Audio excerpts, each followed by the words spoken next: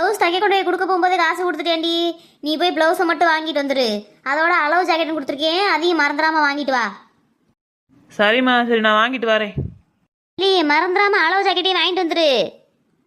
சரி ஆத்தா, எத்தனை தடவைதான் சொல்லுவேன், வாங்கிட்டு வரேன். போய் வேலை இருந்தா பாரு. இது என்ன கடையில் ஒரு காக்காயை கூட காணோம். எங்கே போனாரு தையக்காரரு? சரி கொஞ்ச நேரம் பார்ப்போம், வரலைன்னா வீட்டுக்கு போயிடுவோம்.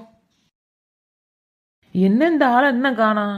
வீட்டில் தான் போர் அடிக்குதுன்னு நினச்சிட்டு இங்கிட்டு வந்தான், இங்கே வந்தால் அதுக்கு மேலே இருக்கு. சரி ஏன் சும்மா நின்றுக்கிட்டே இருக்கான்? துணி கிடக்கல, மிஷினில் போட்டு தச்சு பார்ப்போம். பேசாமல் இந்த மிஷினை தூக்கிட்டு போய் நம்ம ஒரு கடையை போட்டுருவான். நல்ல ஐடியா கிடச்சிருச்சு. சரி இந்த கடைக்காரன் வரதுக்குள்ள இந்த மிஷின் தூக்கிட்டு ஓடிடுவான். ஏப்பா என்ன கனமா இருக்கு இந்த மிஷினு. எங்க இருந்து என் கடையை காணா, மிஷினையும் காணா, துணிமணி எதையுமே காணாமே. இது யார் பார்த்த வேலைன்னு தெரியலையே. ஐயோ தைக்க கொடுத்த துணி